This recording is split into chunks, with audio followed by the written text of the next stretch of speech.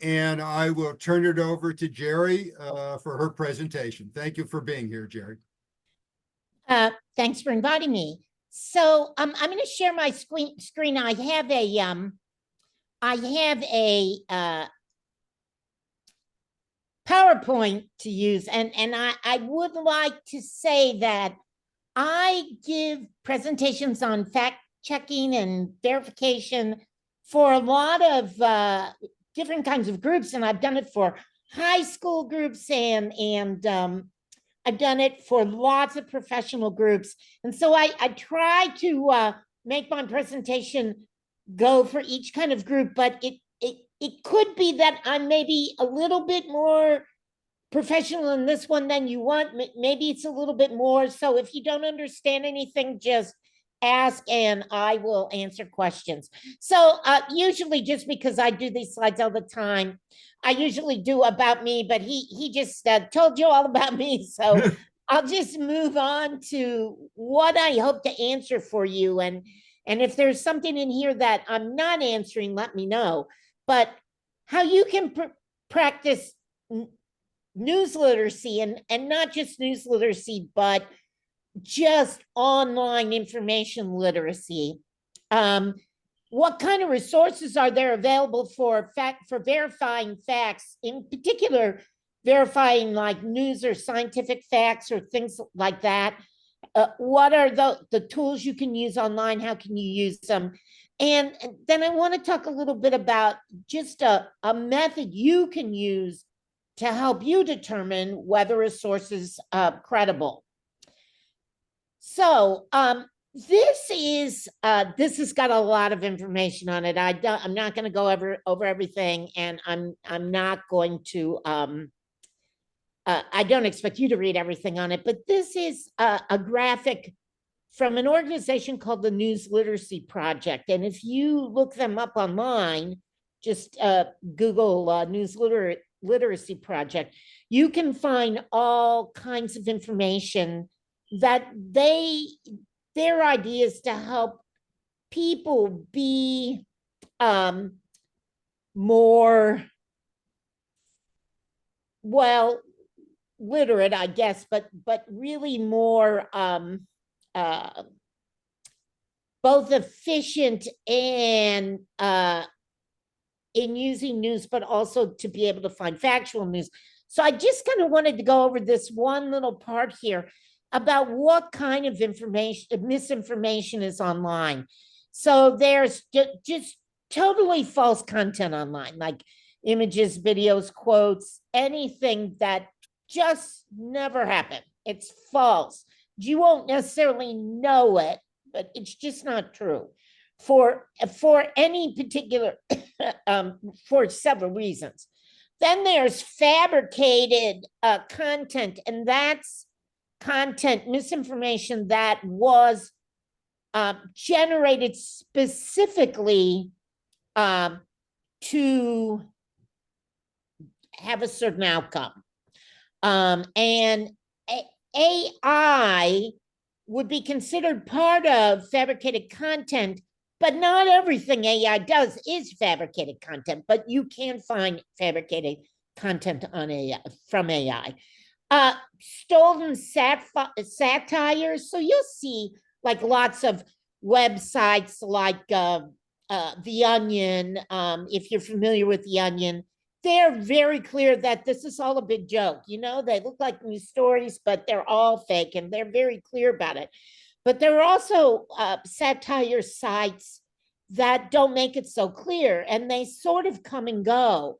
And a lot of times when you see photos online that that maybe seem too good to be true, like the photos you see after hurricane of the sharks swimming around in the street and stuff, a lot of those come from these satire sites where they're not lying about being satire, but they don't make it really easy for you to figure it out either. Then there's imposter content where someone poses as a public figure, or they aren't that public figure. And I've got a slide to show you about later, but there's AI imposter content now where that content shows a public figure and it's generated by AI and it's never true. So if you ever saw the picture of Pope Francis in his puffy coat, that Pope Francis never wore a puffy coat for that picture. It was generated by AI. And then there's all kinds of manipulated photos and graphics and things like that online. So what I want you to do is, what is news literacy? It's the ability to determine the credibility of news and other information, especially online information. It's how to recognize those types of misinformation. And it's really to get you to gather accurate information, because accuracy is really important. So are there tools you can use that to verify facts? And the answer is yes. And I'm going to go through a few of them. A lot of these are kind of targeted at news stories that appear online and how can you figure those out, but not all of them are news. So there are things like Google. Snopes is a well-known website that is, it's been around long enough and it's been investigated by enough, professionals, educators, all kinds of people for me to be able to say, yes, Snopes is a legitimate, accurate site, what they find out. And their whole thing is busting myths, looking at memes, looking at viral information and telling you whether it's right or not. Then there are things like websites like PolitiFact and the Washington Post Fact Checker that look specifically at political claims. There's a great website called wolframalpha.com. And I think if you just Google Wolfram Alpha, you will find it. But I think if you do the .com, you don't put I don't think you put the hyphen in, but I can't remember that right now. But what wolframalpha.com is a computational search engine. And it's just filled with a lot of data. And so a lot of people think, well, I would never use wolframalpha.com. I'm not doing engineering. I'm not doing that kind of thing. But wolframalpha.com has a lot of unusual information in it. For instance, you can go on to wolframalpha.com and ask the database, what was the weather for the day on any day in any city in the world? And it will tell you.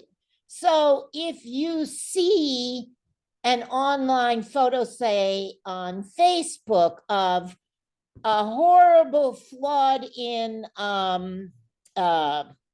Eugene, Oregon, let's say, on a specific day, and you're like, this doesn't seem right to me, you can go wolframalpha.com and you can look at the weather for that day and the day before and the day before, and you can see, oh, there was no precipitation any of those days. And so you know right away you busted that virtual photo. You know that it's not right. So wolframalpha.com has a lot of information like that. Then there are lots of databases and archives for government data and other information.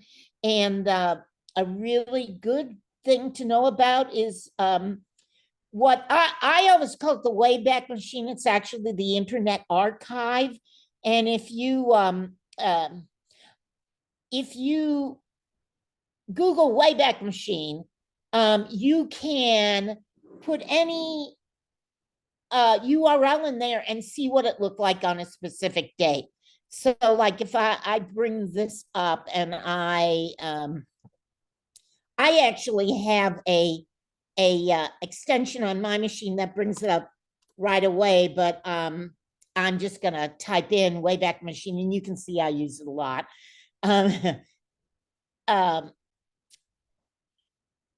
But I do want to, I want to get my whole screen back here. And you can see that I could go like ljworld.com, and then it will show me if it's a website. Yes, they have images of the way it looked back all the way to 1997.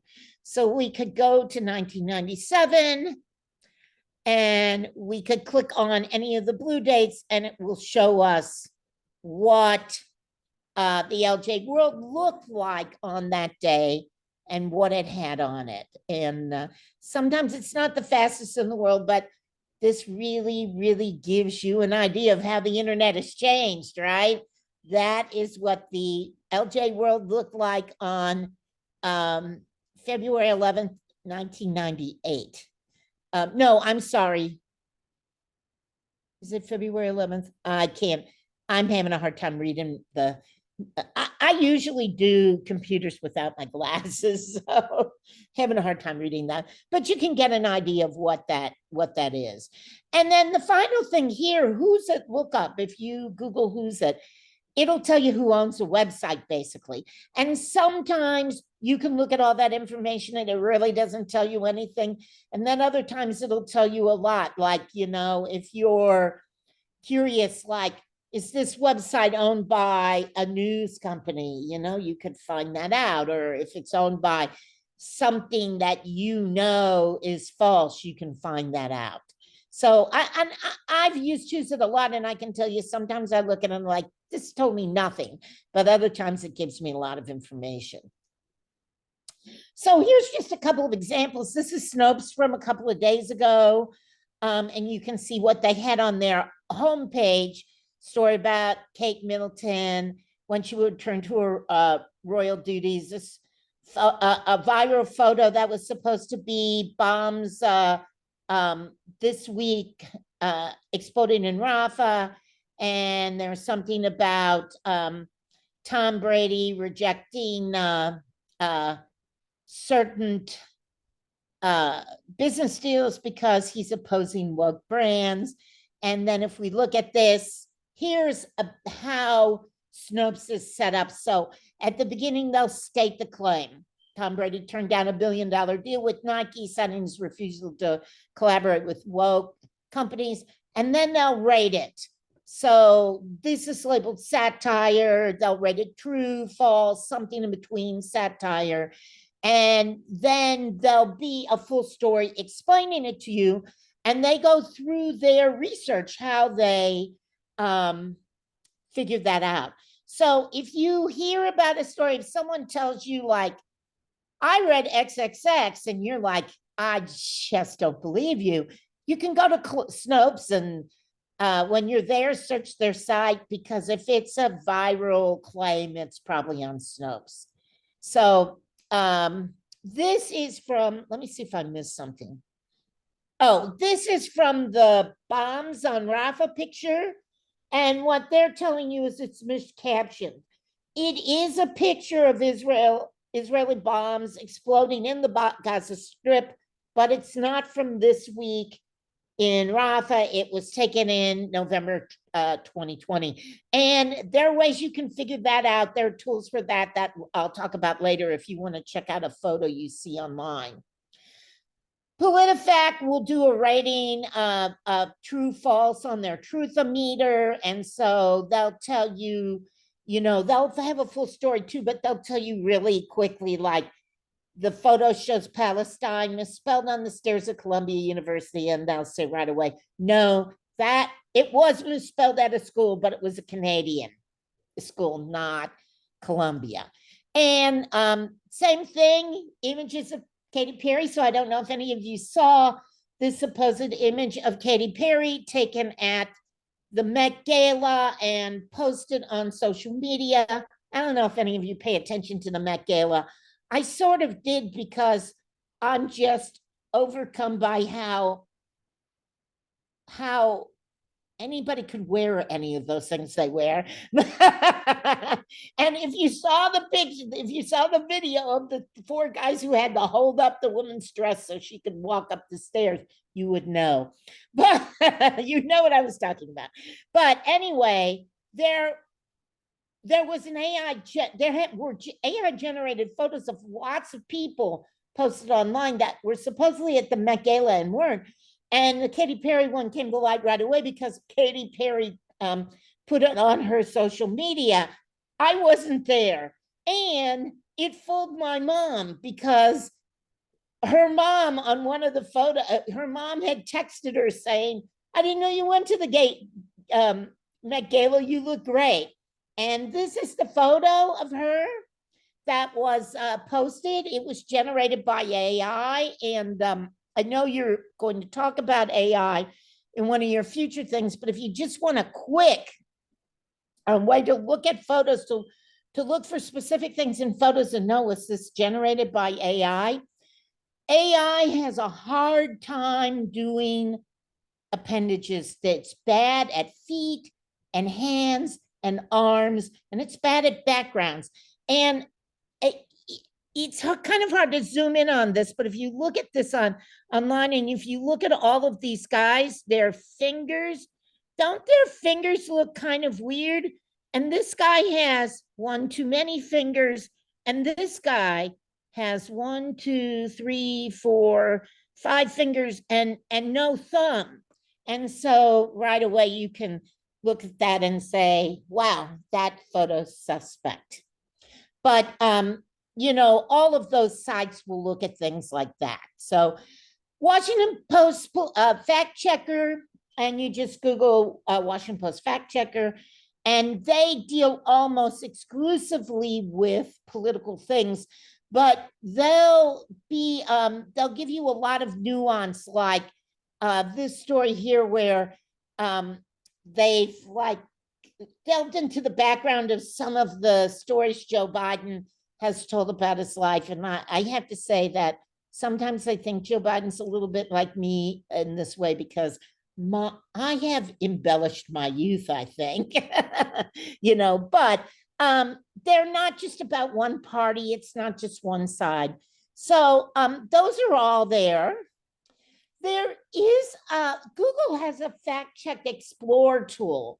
And if you go to toolbox.google.com fact check, and I think it's Explorer after that, or if you just Google fact check Explorer, you get this page and you can put a topic in here.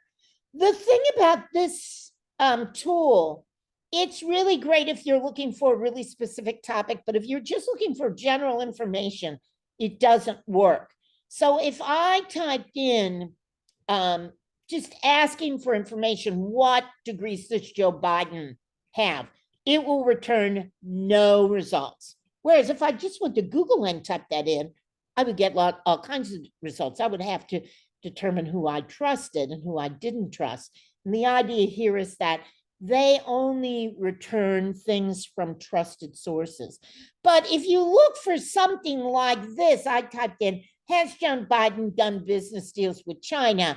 And then they give you various sources.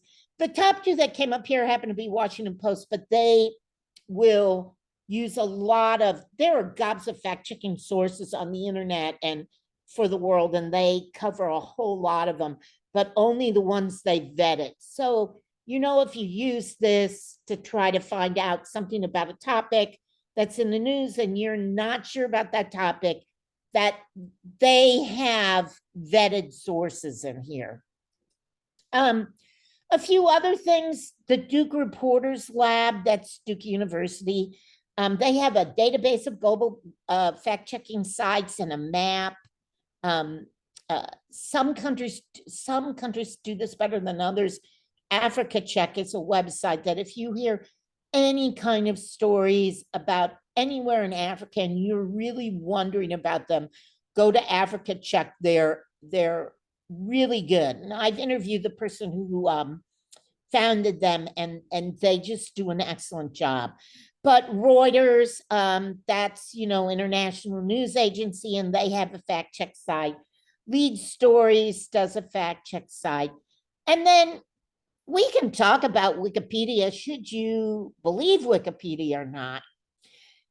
When Wikipedia first started, I would always tell my students, don't use Wikipedia. It's not a good, it's not good. It's too easy for people to edit and to change. And I can point to all kinds of things that were that were wrong on Wikipedia because someone made them wrong on purpose.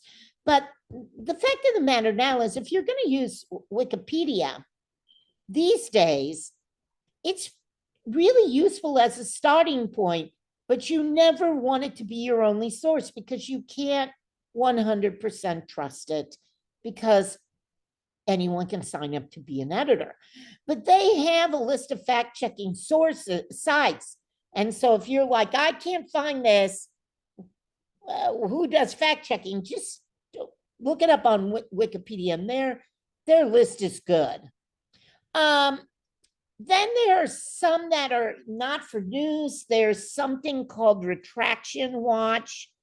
That's a blog that looks for retractions of research and scientific papers. So it tends to go with academic papers, but particularly, I think this was in the news all the time during the pandemic and during the lockdown because these scientific papers were coming out fast and furious, and many of them were retracted because, you don't usually report those kind of results so fast.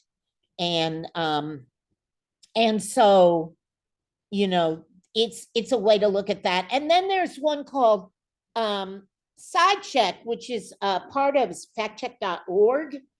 And they particularly look at scientific claims. So they would not only look at a lot of medical claims, but they would look at things like if something came out about somebody finding some sort of ancient dinosaur or something like that. So if you're like, somebody told me this thing about this science story, and I'm not sure whether to believe it, SciCheck is a great place to go. So another thing is some tools to look at history. So there is a great website called the Quote Investigator. And the reality is that a whole lot of the quotes you see online were never really said by anyone. And the reason that you see them online presented as true and they're not, they were never said by anyone, is because often historically we will, as a people, as a whole group of people all over the world, we will make quotes pithier than they are. So I think that if you wanted to look on the web and if I just, without doing any research, if I said to you, who are the top 2 people who are misquoted on the web? I would say Gandhi and Martin Luther King Jr.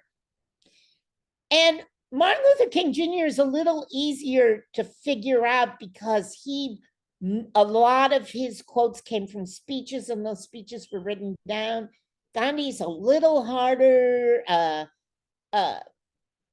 because a lot of, he made speeches, but they weren't always written down. But you often hear like these super pithy quotes from Gandhi, like, be the change you want to be, or something like that. And he never said it exactly that way. There were a lot more words in that sentence.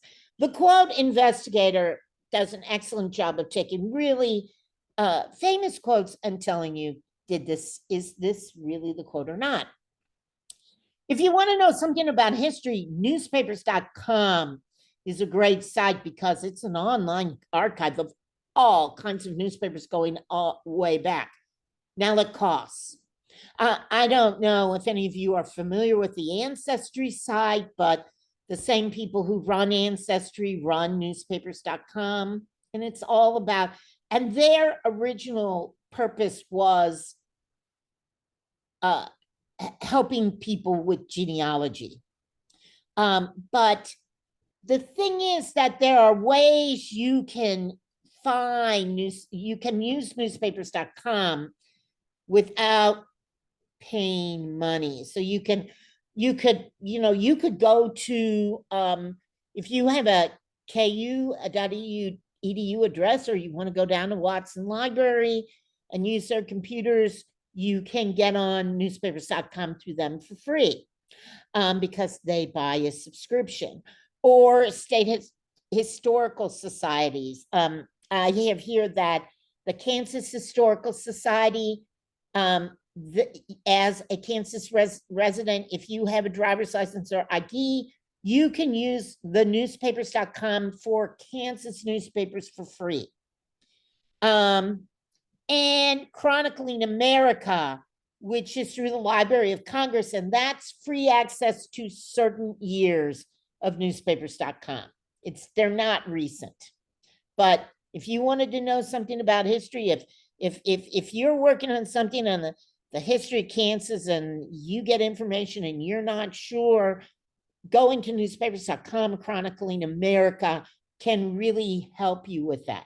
Now, I would give you the caveat that newspapers at that time were equally apt to make mistakes as newspapers at this time. So you can't guarantee that what you read in that newspaper is mistake-free. But if you see like the same account of something happening in 4 or 5 old newspapers, you can, the weight of that, of them agreeing, tell you it's probably right. I had to do this small project where I was helping some students find out about how suffrage unfolded in Lawrence, and we used this from the Historical Society, and we found lots of information in lots of newspapers, and we took the information that they all agreed with and made a really nice project on actually a group in Lawrence, a group of women in Lawrence put on a play about suffrage that was based on a British play about suffrage, and it's very interesting, but you can find that all. So a big thing you might want to do is you might see something on social media, excuse me, and you might say to yourself, well, how do I know if that's true? Somebody put on Facebook this photo, somebody put this on, I don't know what social media you might use. As an instructor, and as an instructor who talks about social media, I'm on all kinds, even ones that bug me. But, Instagram, is it true? So I'm going to kind of take you through how you could verify a social post like this. So this is a post from August 2017 that was posted by Katie Couric. Katie Couric, you would tend to trust her. She, well-known news person, was on NBC Today for a long time. You would be like, why would she be lying to me? And her post is, look what wandered into my French Houston hood, thinking about everyone affected by Harvey. And this was when Hurricane Harvey in Houston was right in the midst of it, when it was really bad. And she posted this, and she got this photo was emailed to her or sent to her by a friend of hers in Houston. So I want to know, is this really true? Was there this person stuck in their car because this huge alligator was driven into their driveway by Hurricane Harvey? So the first thing I would do, if I saw a photo like this, I might look and see, are other people posting the same thing? Who are they? What do they say? Do I trust them? But another thing I would do is say, can I determine whether this is an original photo or whether this photo was used someplace else? So if you're on any social media or anything and you right click, you can save that photo, you can get its URL, just right click, and it's not showing up here because I'm right clicking on my PowerPoint, but normally if you online, you click on that photo, over here it would say save photo on, save photo as, and you can save it to your desktop, or it would say save URL. And then you can use some of the really good visual verification tools that are online. So the two that I use the most are TinEye and Google Image Search. I tend to use TinEye more for a specific reason, but the best way to use them is use them together, TinEye and Google Image Search together, because they kind of come at what they're showing you from slightly different premises. And when you get the information from both, you get all the information. But there are other ones. Bing has an image tool, Yandex, which I suspect not many of you use Yandex, but if for some reason you wanted to search something about a photo that was supposedly taken in Russia, Yandex would be the only one that has Russian material on it. But there are several, but Google and TinEye are the best. So I took this photo and I put it in TinEye. And what I did was I went to this social post, which was on, at the time, Twitter. And I just saved that photo onto my desktop and I uploaded it here on TinEye, which is just tineye.com. And it came back and it said that there were 357 results for this photo. Well, when you search, what comes up is the best match, but you can change it to sort by the oldest.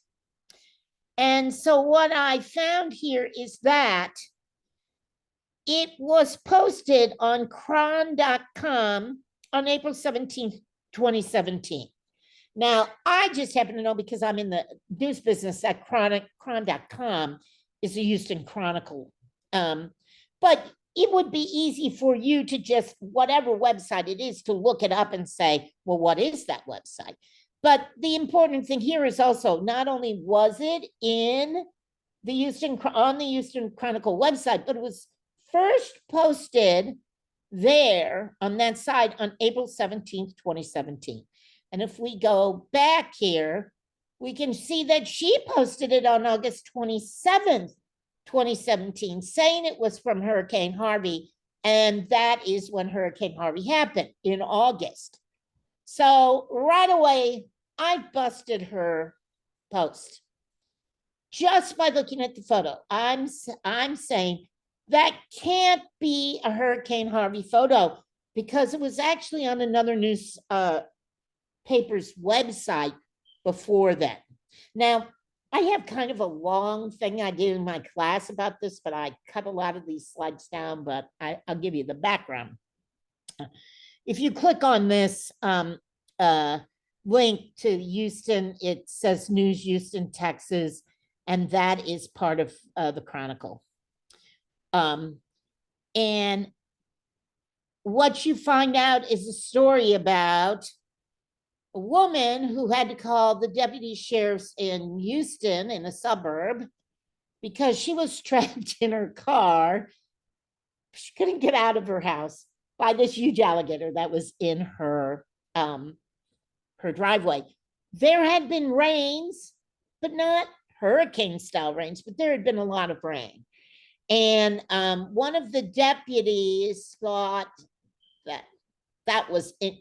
They apparently deal with alligators or crocodiles or whatever it is all the time. But he thought this one was a particularly big one and took a photo of it and put it on his social media on Twitter. And the next day, the Houston Chronicle saw that post, contacted the woman, wrote a story about it. So what I found out by clicking on some of those links, and I can tell you this took me less than 10 minutes, is it is a real photo.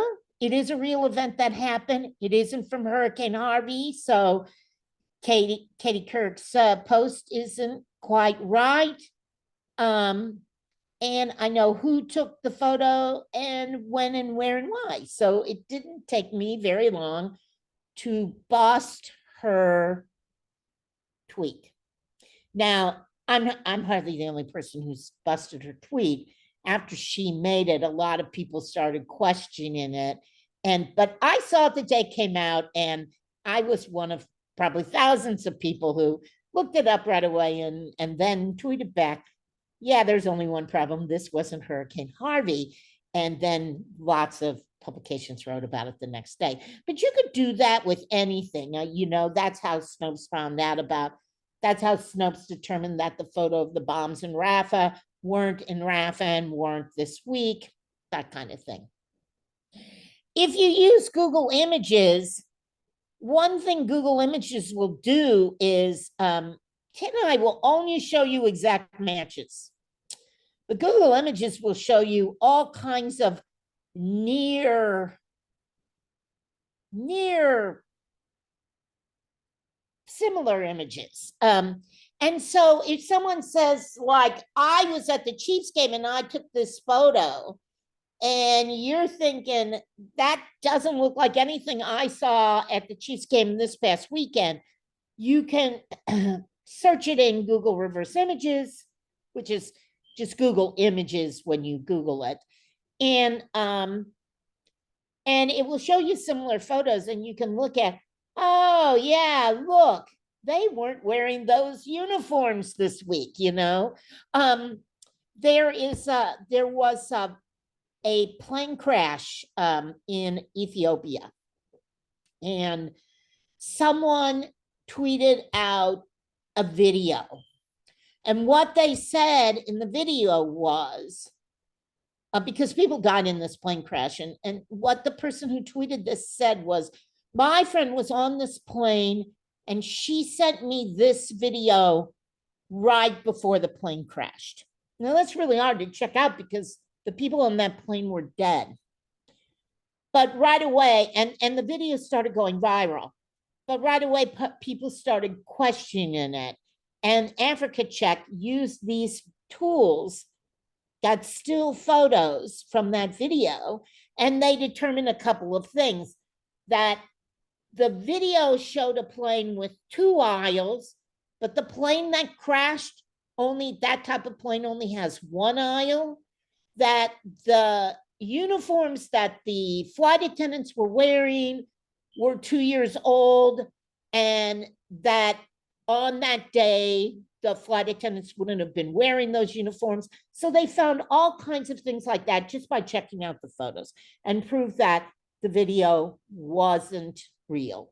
And it turned out, they eventually found that video, it was an image that someone took during turbulence on a flight 2 years earlier. So, people are doing that kind of thing all the time. They're posting misinformation, and sometimes they're doing it maliciously, like this horrible thing, like a plane crash happened. Let me put myself in it and become famous through it, become viral. And other times it's because Katie Couric, I really trusted my friend to be sending me a photo from that day, but she didn't, and I was kind of fooled. Now, Katie Couric knew enough. She probably should have checked out the photo before she ever posted it, right? But when you're seeing something, sometimes it's malicious, sometimes it's not, but there's all kinds of misinformation like that. And there are tools out there to check it.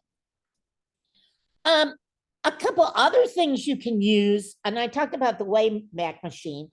BotSentinel.com, it's a non-partisan platform that will tell you, if you put in the name someone uses in social media, it will tell you the likelihood that that person is a real person or a bot. And there's another tool like that for checking out YouTube videos, Captain Fact Check. And if you're concerned about scams, I want to show you this, and I don't have this on the slide, but I actually wanted to show you that there are ways to verify email addresses. So let's say that you get an email from someone, and you get an email and you start reading and you're like, I'm not sure this is true. And I have to tell you, about a month ago, I almost got sucked in by an email that it looked like it was from a company I deal with. And it was telling me that I had ordered something which I hadn't. And I did the first thing you should do. I looked on my bank to make sure something no money was taken out. But I was about to respond to somebody when I decided, let me check out their email address. And there's several of these, but this is a good one that's free. It's called Verifalia. And if you click on it, if you put an email address right here and you click a validate, and let me just, I'm going to use my name, but I'm going to use an email address I know isn't mine. And you click validate. Sometimes it will take a few minutes, but it will tell you, it tells you right now that it's an invalid email address. It doesn't exist and it's undeliverable. Or it might tell you that it's associated with a certain scam.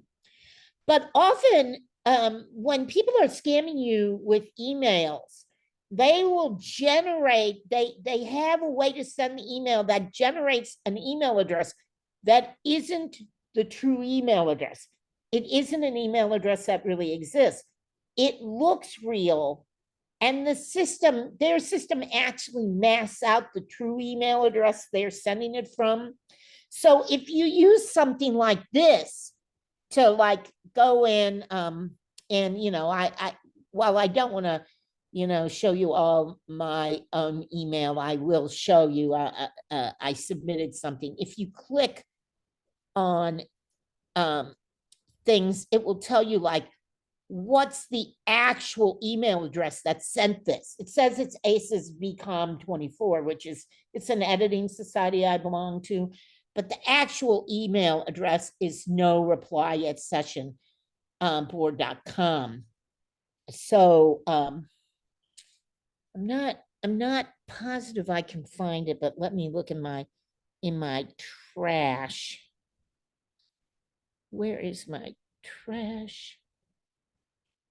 Because a whole bunch of us got, there we go, deleted emails. We got a scam email on Monday that was supposedly from our dean telling us she needed our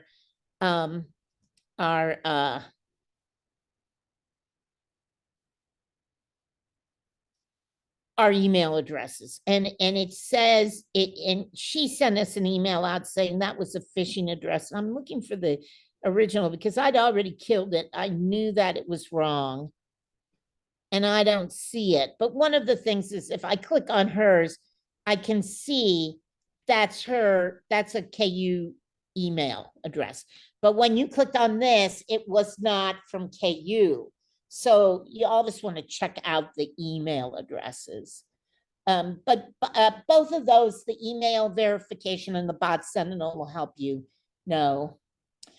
I just want to give you a kind of a quick method for when you look at any website and you say, okay, I got information out of this website, I've proved this. Well, sometimes you proved it and sometimes you haven't, because you got to know how credible the website you're getting that information from is. And so really a quick way to do this, but it's not like seconds, it'll take you a few minutes, is you got to figure out who the publisher and author of the website is. So like if I pull this back up and I go to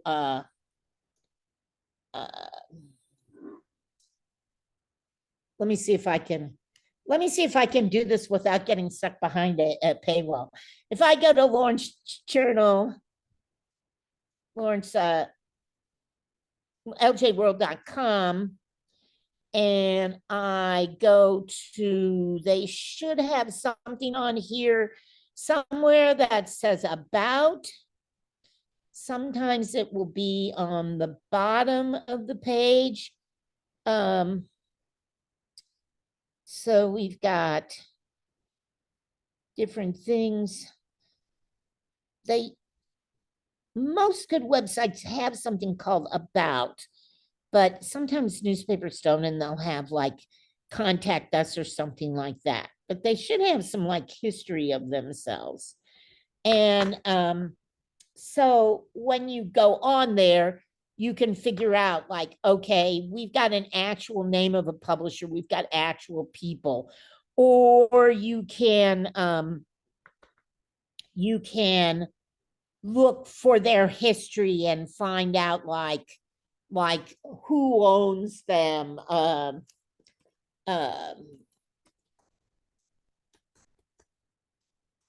who owns them and how long has that company been around. So let's see. Now I'm going to go to the Kansas City Star and see if they've got an about. I'm surprised the LJ World doesn't, because you can see right down here at the bottom of the Kansas City Star, there is an about us. And so it will tell you who owns it.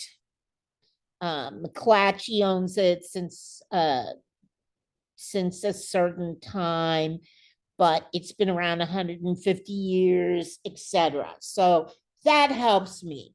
Who's their publisher? How long have they been around? How are they thought of in the business? And that's not true for just news sites. It's true for all kinds of sites. They should have some sort of about, and you can tell who's writing the information. I had a student who was looking for information about how many people were homeschooled in certain states.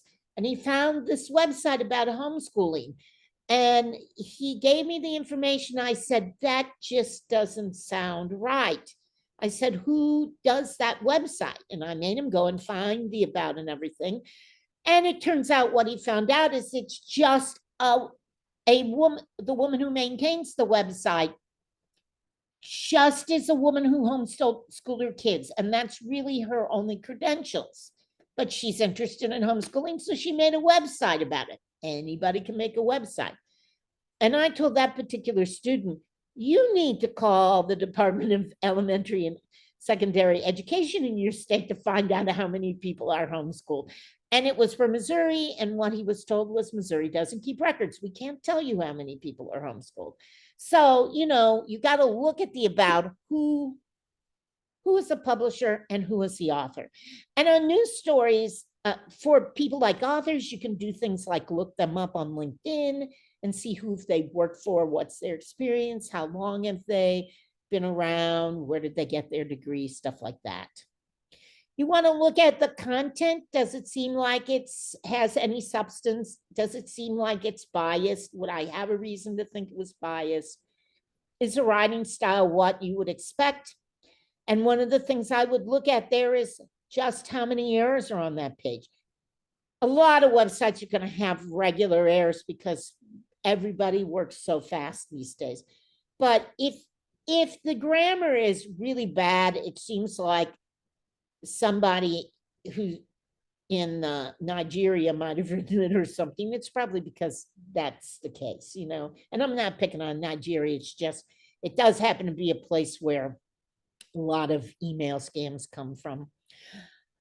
You want to look at the sources that site used. The New York Times could write a story that looks really credible, but if all of their sources weren't credible at all, then why should I trust them?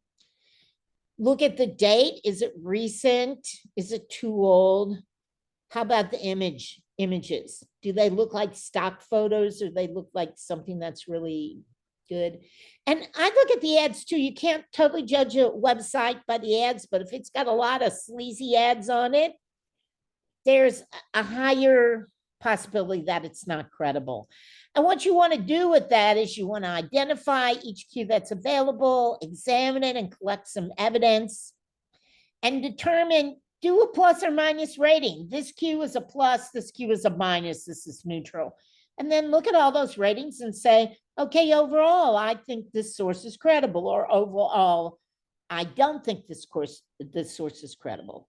And get familiar with your sources. I mean, I use certain sources all the time, so I don't have to do this every time I determine that source is credible.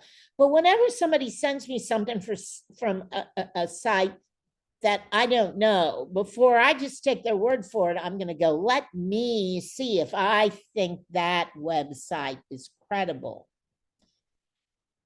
I just, in the time I have left, I just kind of give you a little example of how this works, and this won't take very long, but there's a website called thekitchen.com. And I did this for a friend of mine who was working on a cookbook. She was working on a cookbook that one of her relatives worked on, and she just asked me, can you help me out with something? Because in that cookbook, it said something like the English muffin was an American invention. And I said, that's really interesting. Where did that person get that from?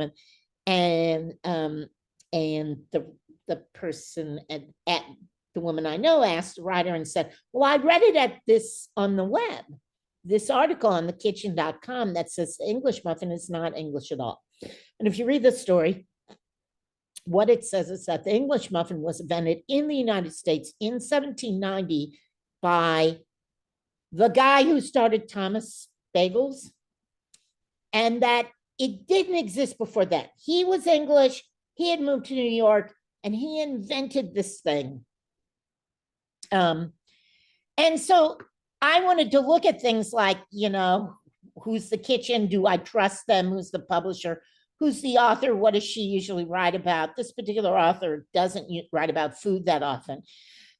And did it seem biased? But a big thing I wanted to look at is what sources did they use to tell me that the English muffin isn't English? So there were three main sources in this story. One was a food blog. Another was another food blog, and then something from a story about the New York Times. So I went to the New York Times at first because I thought, I trust the New York Times. Let me go there, Maybe some people don't trust them, but I trust them for that kind of information. And the story that's linked to from the New York Times is a story about Thomas English Muffins filing a lawsuit over someone who was trying to divulge their recipe. And it said that they've held that recipe since 1790 and the name of the people, but it never says anything about the history of the English muffin before then. Just that story just says Thomas filed a patent on this recipe in the United States in 1790. The one food blog doesn't give any citations. It's just a random person writing about food saying, well, the English muffin wasn't even invented in England. And the other one is a post that doesn't say that it wasn't invented. It just says the name. It's not called an English muffin in England. That's an American thing. So none of those back up that it wasn't invented in England. So I decided to do some independent research beyond the sources. So I just started Googling around and I found Bay's English muffin. And if you read the story of Bay's English muffins, Bay's started in Chicago in 1933, but George Bay said he based his English muffin on a recipe that his grandmother gave him when he left, when she left England to come to the United States in the 1880s. So if you believe Bayes, you know that it's already been around, that it was that recipe was in England. But we do have to consider that there's some bias here. Bayes wants to say, well, we invented it, and Thomas wants to say we invented it. So we got to go farther. So I went to Google Books and I started Googling around for English muffin recipes, old ones. And I found this one in a cookbook that was published in Manchester, England in 1823. The recipe is just called a muffin, but it's exactly the same as English muffin recipes you can find in cookbooks today. So it's the same kind, and it's from England, and it was 50 years before 1790. But the best thing I found was I went to newspapers.com and I found this advertisement from 1862 New York Herald, where they're advertising for an English muffin and crumpet baker. And what I know right there is, no matter who invented it, that was 1862. I'm sorry, it wasn't, I gave you the wrong time for Thomas's. It wasn't 1790. It was 1870. I don't know why I said that, but it was whenever it said, whenever the article, and you got to be careful when people like me are talking to that I'm not making a mistake, but whenever that article was, it said that Thomas invented it 10 years after when this restaurant in New York was advertising for an English muffin and crumpet baker. Now, they could have been advertising for a muffin and crumpet baker who was English. I don't know, but the fact is that this is sort of telling us, no, Thomas did not invent this recipe. So Jerry, I think we're going to, I want to make sure we have a little time, Okay, time because for- people's time for some questions. yeah, I thought maybe some questions would come up before then, but Yeah. anyway, Um, this is actually the end anyway, so I'm just gonna say, I want to know what your assessment is. My assessment is it's not verified. Okay. So, questions, see, there I am at questions. Okay, if any of you have questions, please type them in. We'll get them to her. I took down a lot of the information and I put on chat some of the email stuff to do, and Oh, you great. can find it, but I will send that to everybody. I don't know if I can ask Jerry to share her, you'll be able to share the. Oh, yeah, I can she would- share, If she could share the, if you share the slides. if you can share the slides, and I know they're proprietary for school, but if you were willing to do that, then people can look at it in more detail, and that would be No, helpful. I made these slides just for you all, so Okay, that's I great. can just email them to you, and then you could share them with whoever, right? I will. That would be great. So Yeah. for those And people who there are are- trying to write all this down, Workable links in those slides. So if Yeah. you wanted to know any of those sites, you could just click on that, them. that'll really help. So do we have any questions? I don't see anything being in. If somebody wants to unmute and ask something, that would be okay as well. I want to wait a few minutes to make sure before we let Jerry go. She's Yeah, given I us mean, a I hope you huge amount found of it information. useful.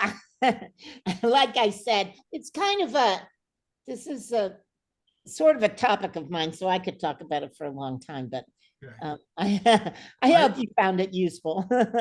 I don't see any more questions. I'll chat just for a second while we're doing it. Well, one thing I, and the reason I brought it up separately is I did want you to know that a big way to verify things is to look at the email address. And so those are good free email Yeah. verification tools online. So use them. I love this. This was great stuff. Yeah, good. I'm glad you enjoyed it. I will tell you, I'm a deep into the rabbit hole kind of guy myself. I learned a lot that I didn't know here. I'm one of those guys that finds something that's published or from an organization, and I go find out who the CEO is to look Yeah. for bias. So I spend an ridiculous time in front of a computer. Yeah, But, I kind of glossed over this, but I did say that sometimes practicing this can lead you down the rabbit hole. And I get down the rabbit hole for reasons too. Maybe not because it's hard, but because I want to verify something. So I look it up and then I see something super interesting. And all of a sudden I've spent like an hour researching some person I didn't know anything about, but now I'm fascinated, Okay. So since I don't see any other questions, if we are going to talk about bias in a future thing, so we'll chat about that. But if there are any questions later, please email to me if it's something I can pass on to Jerry if she has time to do that. I'm happy to answer Okay. any questions. So I think my email address is gberendzen@ku.edu. And if you just got a question sometime about the news, just say, hey, I was at your session for the library, and could I just ask you a question? I get things like that all the time, so I'd be happy to help you out anytime. And please use your real email address when you send it to her. Okay, so I think we're gonna have to call it for this evening. I will get you as much of that information If as I I will touch can. it. Once we have this recording, it'll come to you in the next few days. I think we may have a little bit of a delay because Logan is leaving town for a while and we have to get an alternative person to post it. But we'll get it to you as quickly as I can. I'll send you as much of the information that I do have. So thank you all for joining us. Once again, for those I missed, happy Mother's Day to those of us or those of you who are mothers. Appreciate it. Have a wonderful weekend. Enjoy your Mother's Day and your special day. Jerry, thank you very much for this very I'm happy to have enlightening, done it. huge amount of information. Really helpful. All right, so we'll see you all the next time or the next occasion you have to do something with retroactive. Have a wonderful evening, folks. Thanks again.